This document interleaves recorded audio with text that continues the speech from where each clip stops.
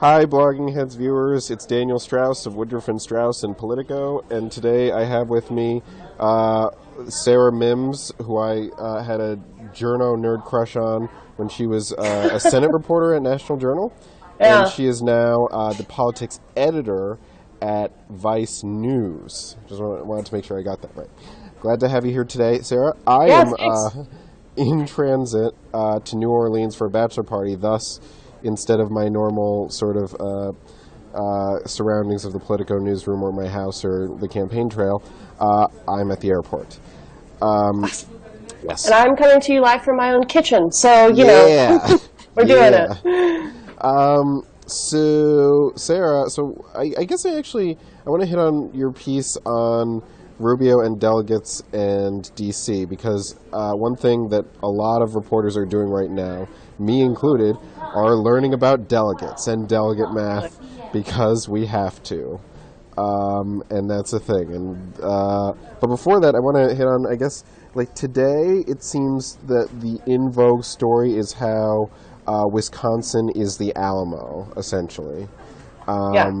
Because Trump, for some reason, does not poll very well there, and it's kind of viewed as the last best shot for the anti-Trump coalition or anti-Trump rebel forces to knock him out before he blows up the Republican Party. In kind of a Star Wars sort of situation, you know? Yeah, totally. So I'm personally a little surprised that Wisconsin, of all places, is ground zero for this. Are you? Definitely. I mean, Wisconsin is another state where you've seen a lot of factories closing, and that's like a big campaign line for Donald Trump. He appeals to a lot of those people, to blue-collar workers who have lost their jobs the last couple of decades. So it's very weird that Wisconsin's turning into that kind of space. What I'm curious about is, I mean, Wisconsin's an open primary, right? And I have friends from Wisconsin who have fully admitted, like, I've never voted for a Democrat. I only vote for, like, the least terrible Republican, just to, like, make sure that someone like Trump, you know, or last cycle, like a Santorum or a Gingrich, wouldn't make it any further. So I kind of wonder how much that's at play here.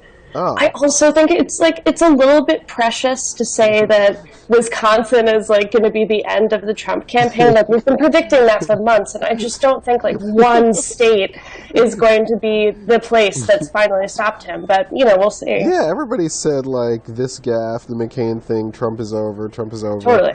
And his latest, like, but here's the funny thing about that though, like, I don't think anyone's saying like his latest thing on abortion, which I think in past months would definitely be earn, you know, itself as sort of like a this is it for Trump. No one's saying at this point that it's over for Trump, just that it was a bad news cycle for him. Well, you didn't watch MSNBC this morning, I guess. No, I actually didn't watch MSNBC this morning. No, I mean, they broke the news, so I think it was their own town hall, and it was Chris Matthews, right? Rightly making a big deal out of it. Yeah, exactly. It was Chris Matthews. I read the transcript a couple of times yesterday. Yeah, I watched the video a few times, especially after he sent out that statement saying, "That's not what I meant." I had to watch it again, and I was like, "No, that's exactly what you said." And Chris Matthews clarified, he was like, "Do you mean the woman?" And Trump said, "Yes." So I don't really kind of for the man too. Yeah, it just got weird. Well, what's hilarious is John Kasich was asked about it on MSNBC right after this came out, and Kasich said, you know, it's a deplorable comment, I don't agree with it. But he also said, I bet you that Donald Trump will find a way to say, I didn't say this or I was misquoted. And within like 45 minutes, that's exactly what happened. So John Kasich's like the fortune teller of 2016, I guess. So, I mean, this is one thing I wonder with Trump supporters. Like, what do they think of when Trump says, like, that didn't happen or this was wrong? Or, like, with the Michelle Fields thing, which is the other big story right now for Trump. Like, are they watching the video? Do they think Michelle Fields was, like, brandishing a pen around like it was a big weapon and Trump was like, don't touch me? And Corey Lewandowski was just sort of, like, wandering along with his buzz cut, I guess? I don't know. Like... Yeah, I think there's a split between Trump supporters. Really? There are those who care so much about like his message and the idea of winning and getting more jobs that they just don't really care about any of this crap. Right. And the other half, or you know, maybe it's less than that, are these conspiracy theorists who are like picking apart that video like it's this Bruder film, and who are tweeting at me like different shots of it. Like, you see here, like, what is that in her hand? Like, people are saying it's a pen, but I don't know that it's a pen. And really just either, you know, intentionally going along with him basically lying about this incident. Right. Or they are, you know, true believers and really just trying to find ways that Michelle Fields and everyone else is lying. Yeah. Well, you know, Breitbart.com has always had it out for Donald Trump, so, you know. Right, exactly. That's the thing. Is like, in this cycle, Breitbart and Fox News are part of the Republican establishment. Like, when did that happen? It's just mind-blowing to me. I mean, it's still, the whole thing, right, the whole GOP side battle, to me, is just bonkers. Like, today, right before we got on, I was perusing through Twitter, and there was a tweet, someone reminded me that, like, Jeb Bush is supporting Ted Cruz, right? Yeah. And Scott Walker has endorsed Ted Cruz. Ted Cruz is the establishment. And Lindsey Graham. And Lindsey Graham. Lindsey Graham. Who said someone could kill Ted Cruz on the Senate floor and no one would vote to convict. Like, now he's back in Ted Cruz. I missed the comedic stylings of Lindsey on the campaign trail, actually. Don't we all? Yeah. I'm going to make sure we link to in the bottom a small piece I wrote on Lindsey Graham making jokes during the undercard debate, and it was just sort of like night at the Apollo for him, because that was fun times. But let's get to your Rubio piece and delegate math. You wrote an extensive piece, which was impressively. Are you like an expert on delegates now? I spent a lot of time researching. Like, the rules of this are so arcane. They're insane. I was actually talking to the chairman of the Alaska Republican Party the other day. Basically, they had decided that they were going to split Rubio's delegates between Cruz and Trump, because they thought that when he suspended his campaign, that was effectively ending it, which it is. And then Rubio wrote them this letter saying, no, I want those delegates back. So he had to, like, talk to lawyers. He had to talk to the Republican National Committee. He was like, I don't even really know, like, what these rules actually say in terms of what he's asking. So they ended up giving Rubio's delegates back, but even they're not sure, like, after the first ballot, if those Rubio delegates now get split between Cruz and Trump again, or if they're completely open. There's just, like, so much confusion, even within the parties, about these rules, because they're just nuts. So, okay, so let's go back and talk about your piece. Yeah. Because, my one big question is, essentially, your piece says that, like, Rubio has a sort of linchpin advantage right now in the anti-Trump efforts, where he has these delegates that if they went to Trump, he probably clinched the nomination. But luckily, Rubio is holding them back, correct? Or did I get that wrong? And I'm sorry, you broke up a little bit. Oh, sorry. Okay, why don't you explain the piece so I don't get it wrong? Sure. So Rubio has 171 delegates, that's including the 5 from Alaska that were just returned to him. He's actually writing letters now to all of the state Republican Party chairmen in states where he won at least one delegate, saying, I want to keep these folks, like, make sure that for the first ballot, at least, they're with me. Mm-hmm. So what he's doing is he wants to keep these people to prevent Trump, like you said, from getting to 1237 to force a contested convention. Mm-hmm. If he can keep those guys on the first ballot, who are, like, let's be real, going to look a little insane on the floor, being like, and the great state of Minnesota nominates Marco Rubio, who only won our state and D.C. I don't know. I think at this convention, that won't be the craziest thing that happens. Wild prediction, though. You know, I mean, like, I would not be surprised if, like, Mitt Romney was there and just like, oh, hello, this is my friend who could be a campaign manager, and this could be my entire team. I don't know if they're just around or something. Totally.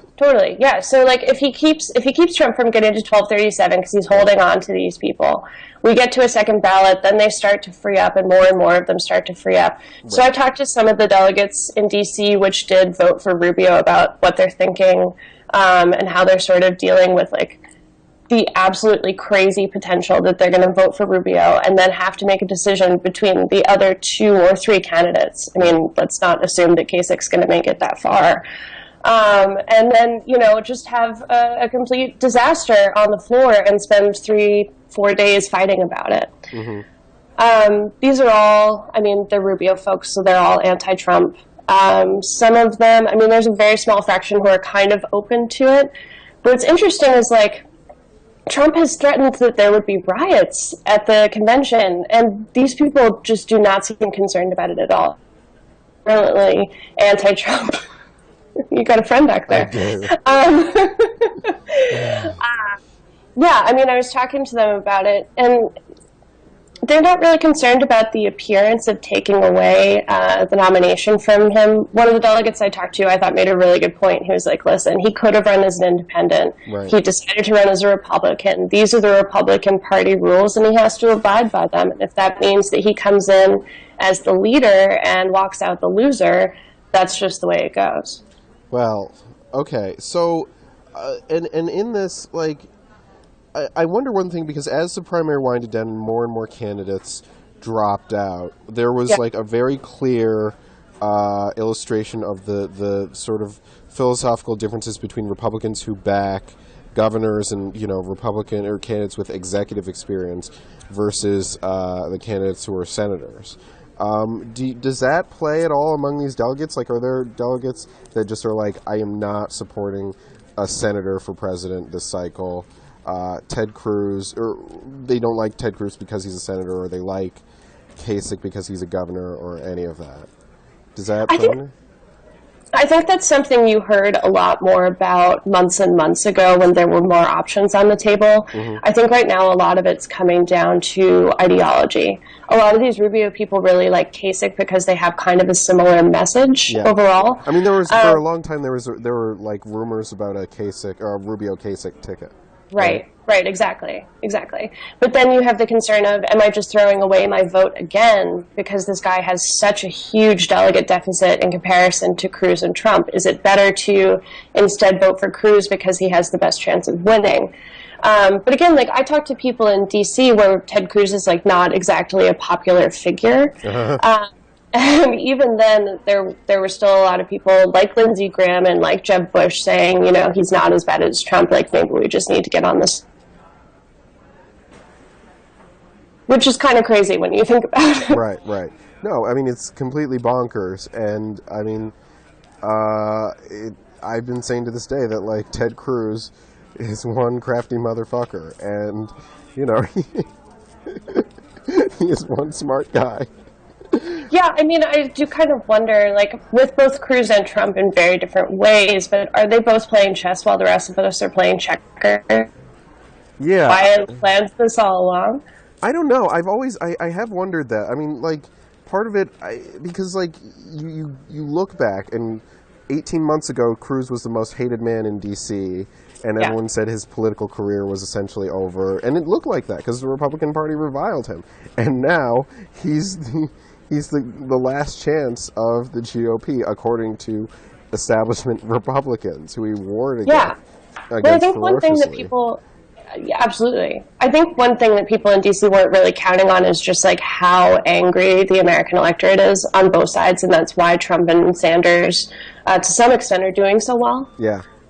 I think, and then, you know, you have Cruz who is going out there saying, yeah, everyone in D.C. does hate me, and his supporters and a lot of other Republicans think, well, I hate D.C., if D.C. hates him, then, you know, the enemy of my enemy is my friend, right? Yeah, so I was talking to one of Rick Santorum's former operatives a little while ago who said, like, listen, when we were on the campaign trail, we would, like, stress how much of an outsider and an anti-establishment figure Santorum was this time around, but just saying, like, he was a senator from D.C., he went to D.C., that sort of killed you, and that's why a lot of people like Trump. I don't know, though, Sarah. I'm starting to think, though, that Trump is unwinding a little bit. I mean, it's just getting... I think some of the sheen has gone off a little bit. You know, he's... I don't know the effect of this, but I think a really good way to sort of understand or to look at the holes for Trump is to just transcribe an interview he does. Like, the Washington Post did one. The Washington Post editorial page just threw up a transcript of their entire sit-down with him, and props to whoever wrote that one up. And the New York Times did one also on Trump on foreign policy. And somehow when you read these things, I feel like you see a lot more of the questions that leave people wondering about Trump or disliking Trump versus when you speak to him. Because when you hear him speak, he has this rhythm to him that keeps going, and is engaging to a lot of people. How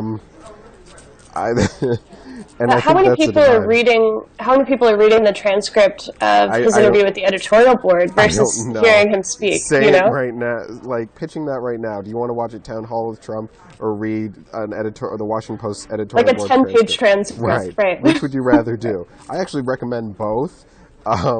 But, absolutely. I mean, I just don't feel that it's realistic that people are doing that. Yeah. Yeah, but I don't think your Trump voter out in Oklahoma has been waiting by their computer for that to post. Right. I think the real question is what happens in the month of April, right? Why is that? Well, there's a not small possibility that Donald Trump could lose a lot of the contests in April, if not all of the contests in April. And does that, just in terms of narrative and momentum, really hurt his campaign? Right. So I wanted to ask you one other thing on Trump, and then I want to move away from Trump. Excellent. Yeah. What do you think of him arguing? He started to say a lot that the RNC has treated him very badly. What's that about? Do you know? No. It's okay. Yeah, I honestly don't know. No, really have no idea. I mean, I've seen him say that. He's been saying that pretty much since the beginning. Priebus has actually been out there not defending him by name necessarily, but when he's asked about the idea of a contested convention, he'll say, this is all about the voters. We're really, just going to rely on Republicans to make these decisions. Whereas other party leaders are out there saying, we got to stop Trump. Priebus isn't doing that. The RNC doesn't seem to be doing that. It's a little unclear. I mean, it's not a secret that there are associates of the RNC and top RNC leaders are not super thrilled about Trump being the nominee, and maybe that's what he's hitting on. But I don't know really beyond that. Maybe we'll find out in due time. Yeah, I mean, I wouldn't be surprised if some of the anonymous quotes in these, like, Donald Trump could ruin Congress for us, are coming from the RNC, but I don't know, it seems like a convenient excuse for backing off the pledge. Right. Yeah, and they backed off the pledge. Who could have seen this coming? Right? Yeah. A group of candidates that hate each other. So I wanted to switch to the Democratic side here because I've been recently reassigned to cover the Sanders campaign. And one thing more and more I've noticed in reporting is that there are a lot of Sanders supporters who are starting to get pretty angry. Not like Trump riots in Chicago angry, but like out of Arizona, there's been a lot of criticism from Sanders folks of like voter fraud or some sort of like conspiracy against him there, partially because there were fewer voter precincts to vote in a key part of the state, and I think Maricopa County. Yeah. And I've reported on this. So I think that we're not going to see, I would not be surprised in the future if we see some sort of an angrier sort of strain of Democrats as the conflict ramps up. And the Sanders campaign has been eager to get a little more negative to Trump, or to Sanders here.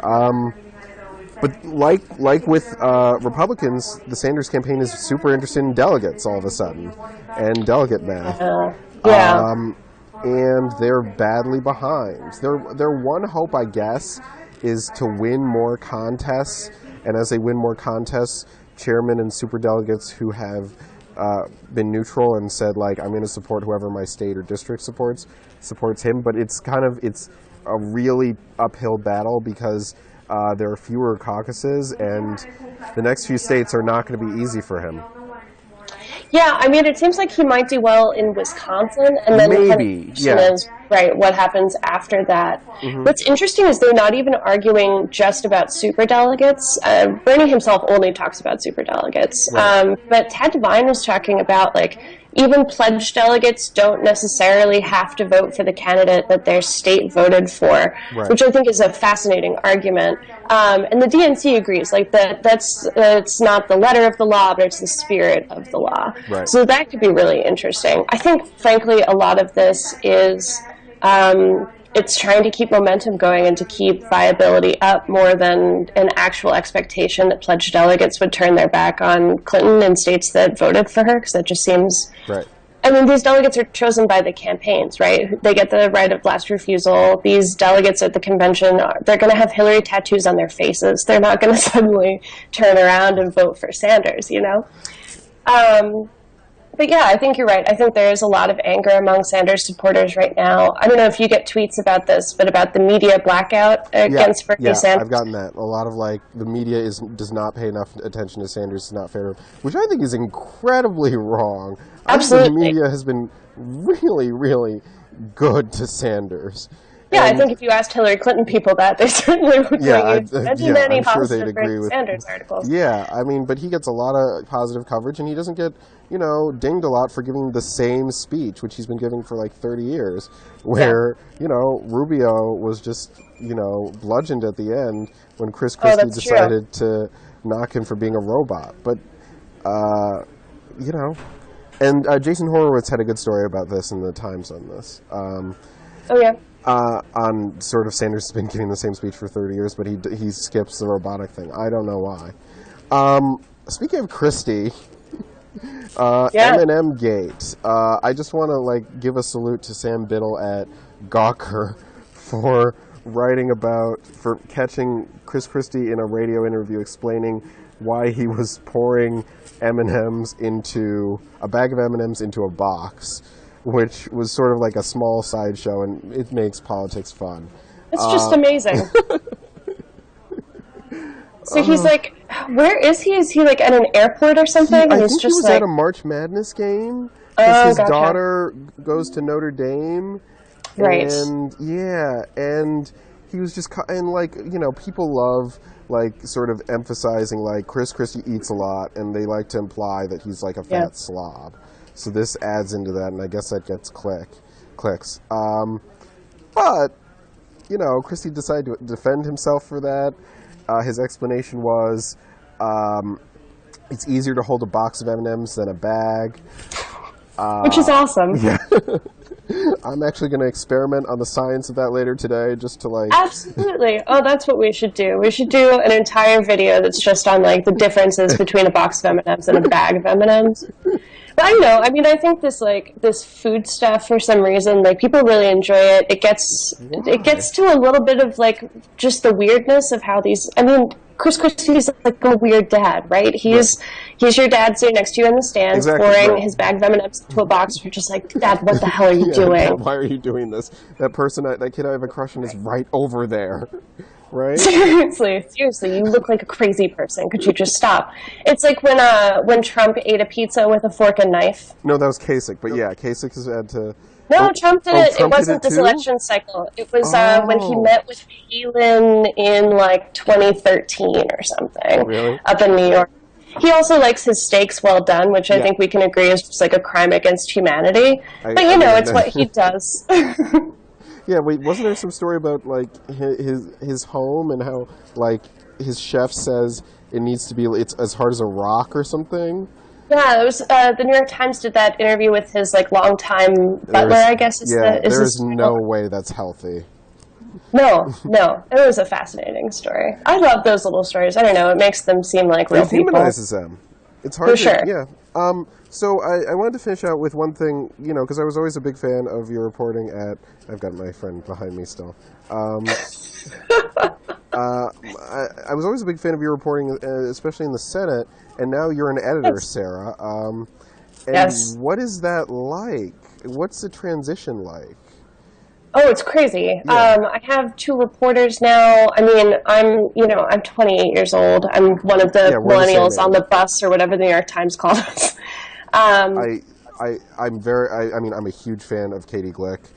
She's one of our best reporters, but I hate those New York Times millennial stories. I think they always get them horribly wrong, and they should stop doing them.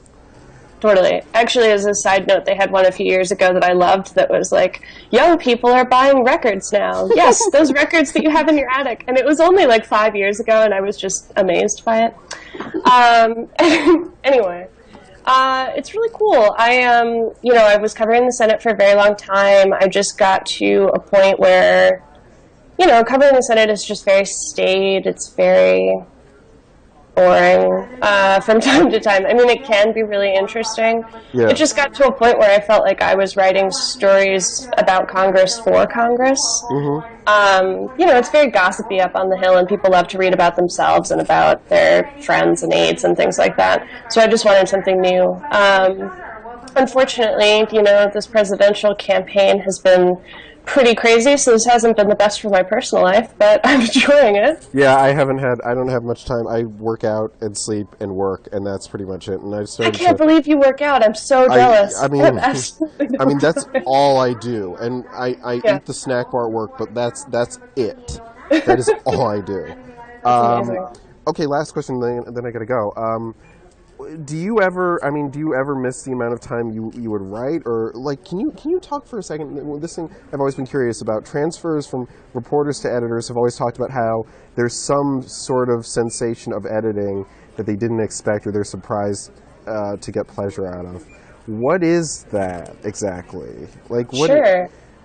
I mean, I know and I'm all for it, and I love my editors who get satisfaction with helping me make my stories better. But what is that? I don't understand it because I've never really edited. I mean, for me, I think honestly, it's just that like I'm really bossy. No. I've just always been kind of bossy, and I really like having control over what we're going to cover and how we're covering it. My reporters are fantastic. They're young women. They're covering their first presidential campaign, so it's kind of fun to help them sort of figure out the rules of the road and what's like actually new, and actually to like have a completely fresh perspective on politics from them, and then to sort of come together into something that's actually interesting and worth reading. And it's pretty cool to lead and produce a product, right? It's not just like one story with your byline. You're in charge of the whole coverage, and that's your for politics, right? Right, that's exactly. Pretty baller. Cool. Sarah, I hope we one day get to work together in some capacity. Likewise. And it was a pleasure to have you on here. I am now going to go catch my flight and head to New Orleans. Yeah, go get wasted. See you later. See you later. Thanks, Sarah. Thanks. Bye.